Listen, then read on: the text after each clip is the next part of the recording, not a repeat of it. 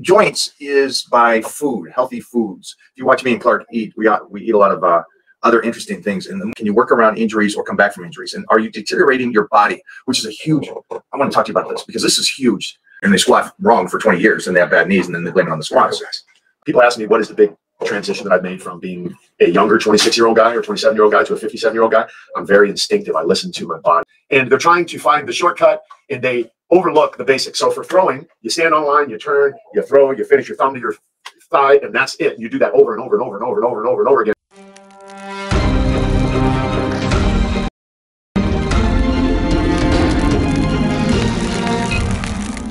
Eat together, train together, have competitions, and just hang out for a weekend. And that's my goal with my group, is ultimately working towards that sort of thing. And I just decided, you know what, I'm going to do one right now and see how it goes. These guys loved it, man. And that's really what it's about. It's about connection. And that's, again, circling back to what Mike was saying about do what you're asked to do in the group, because that creates the connection in the bond. Because if you're quiet in the group, nobody knows you're here. If you're not committed to the group, how can you be held accountable for what you say you want to accomplish? You're only committed to what you confess. So show up in the group, be visible, shoot your videos, introduce yourself, tell everyone why you're here, what you need to get from the group, and how the group can support you.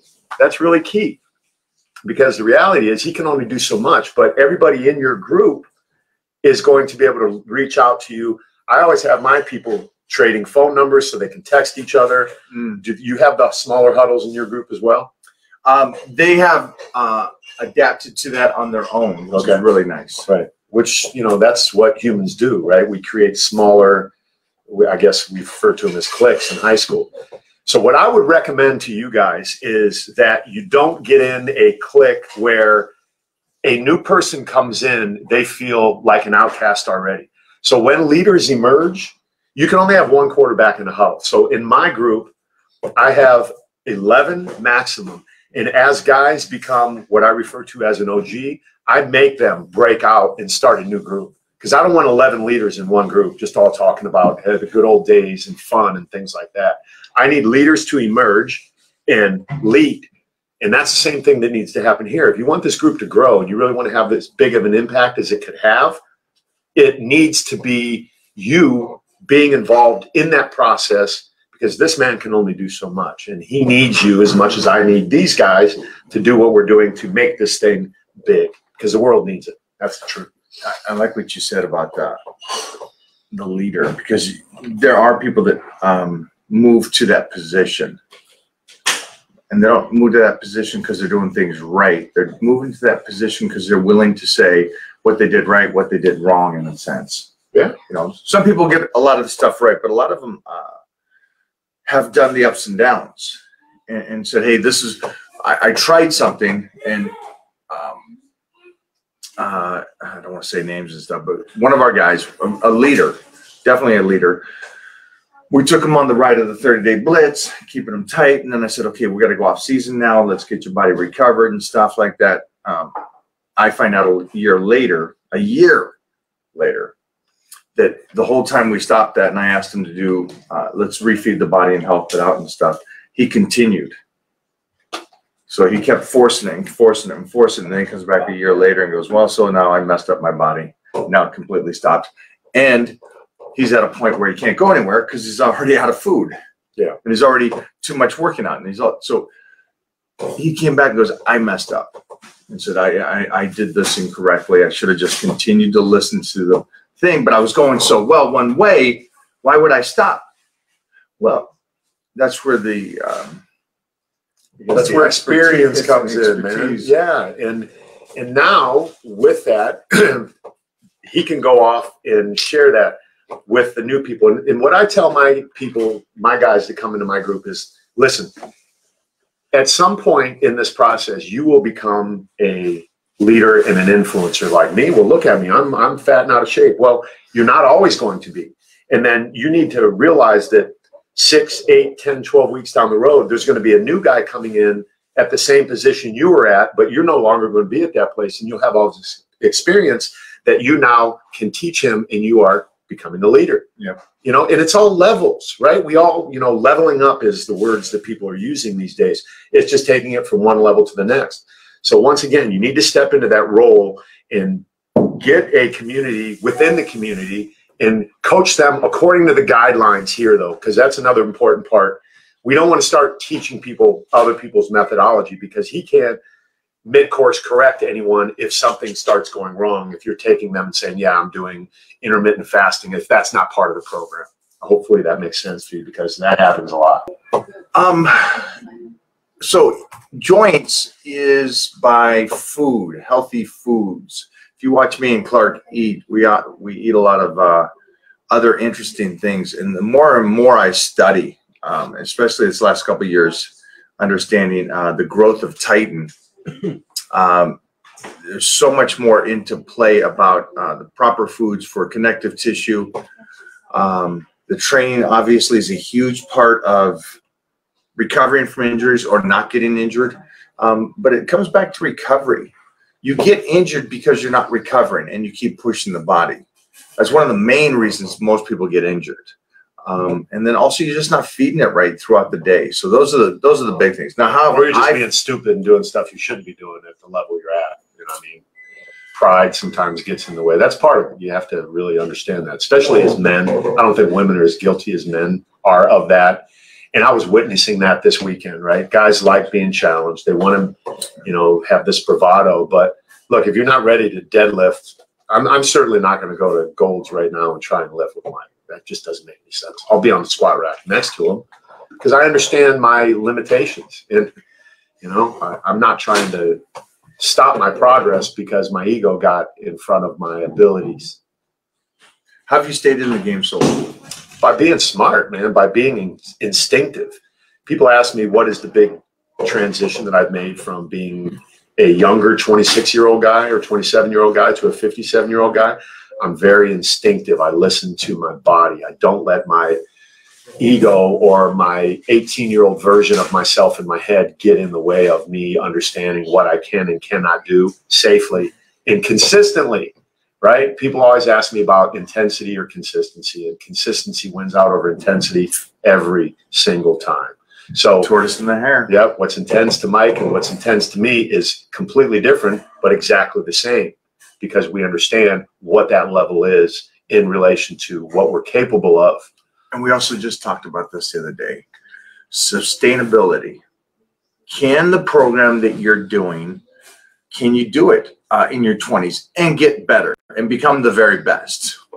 Well, we did that, and we got into the magazines at very young ages, and TV and so on and so forth. And then we stayed in it because the programs that we understood that worked for the body, not just for the day, not just to win or compete against each other, but we could do this into our 90s, 150, so on and so forth. So really take that into consideration when you watch these guys and you're like, oh, my coach is great. He's a beast, which is great.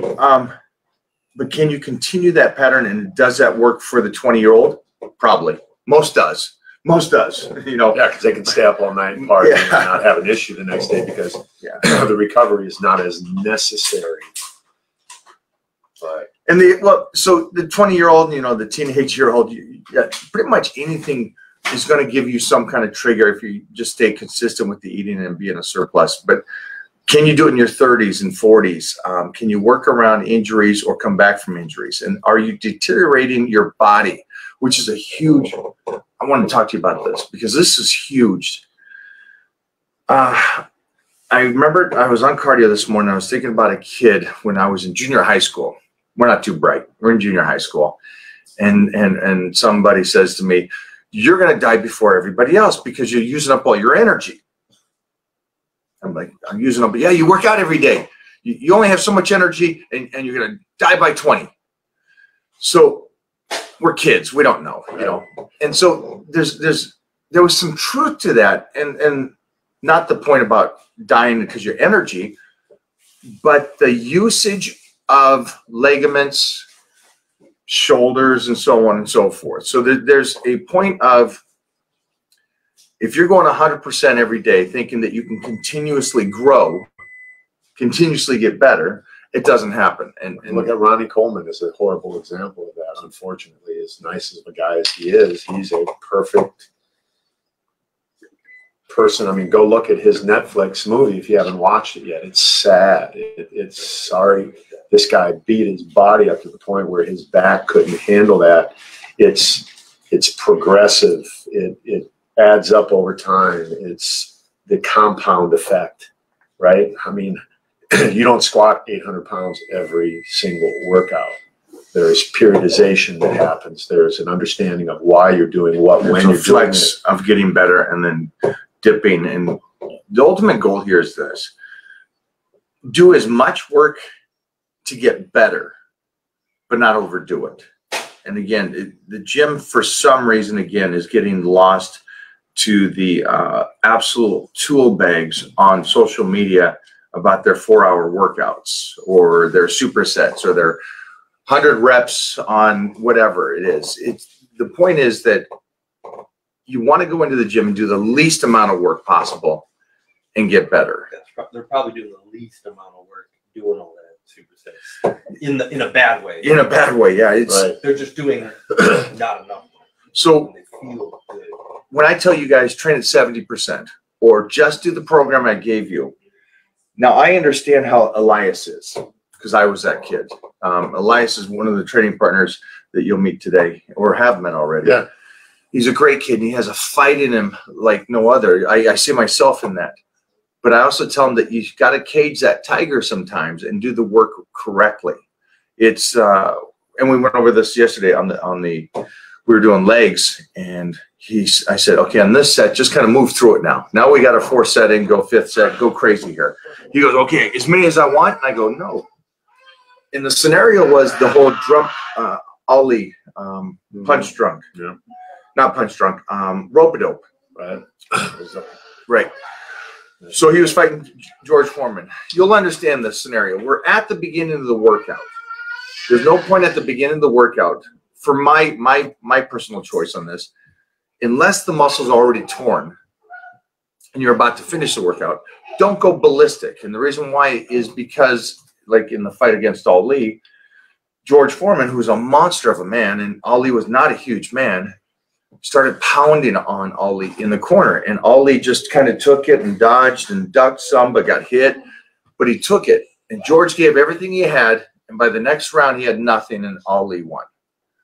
So that's the same thing with your workout. If you walk into a gym and you do your first exercise and you blow your load on the first exercise, you got nothing for the second exercise. Your compound movement is shot.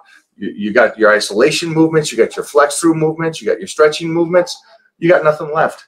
So when I tell you to go 70%, be smart about this. I don't want to make it difficult for you or a scientific project to you, but just be smart. Yeah, that's why I tell my guys all the time, 70% is the number that is sustainable. And we're back to that word again. And it's not bad to not always be at 100% because I think it's impossible to be at 100%. That's why I used to hate when coaches say, you got to give 100%. It's not possible to give 100%. What if a kid's injured? How can you give 100% if you just rolled your ankle or your throwing arm is hurting? You can do what you can the best you can. And that's kind of a term that I came up with years ago when I started realizing that this expectation of going in and giving it 100% every single day is not sustainable. Most people can't do that because, again, I can hear that. I know what they're saying right now. What? You guys are saying that because you can't hang with us. Hypothetically, let's say that that's what they're saying. Okay. Let me explain something to all of you really quickly.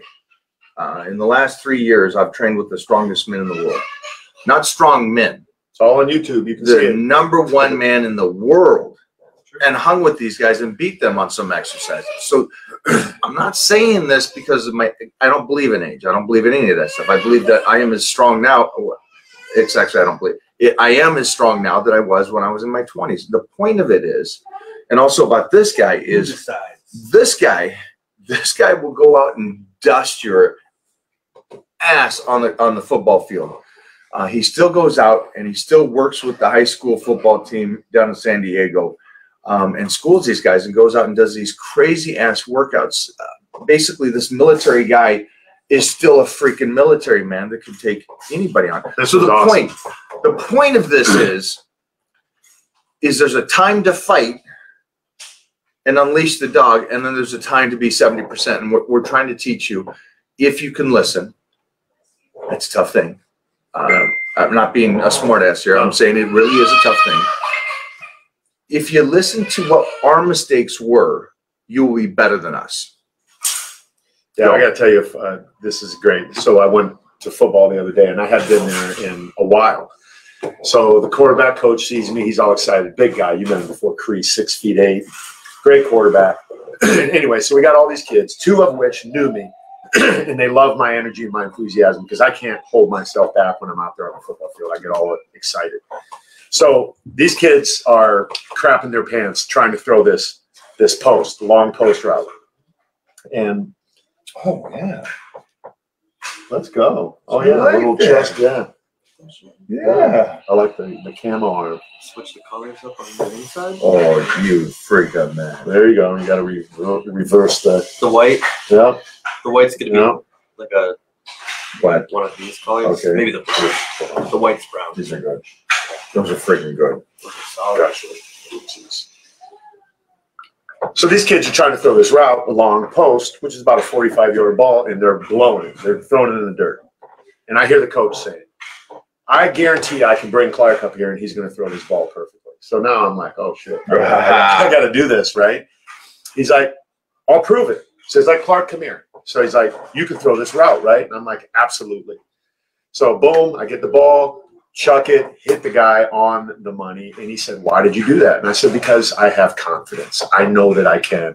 I have learned from you, and I apply the knowledge that I have learned over years of hearing the same thing over and over again. Because the reality is,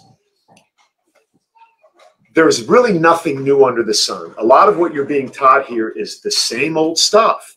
But the reality is, a lot of people don't do the same old stuff because they're in search of the new stuff.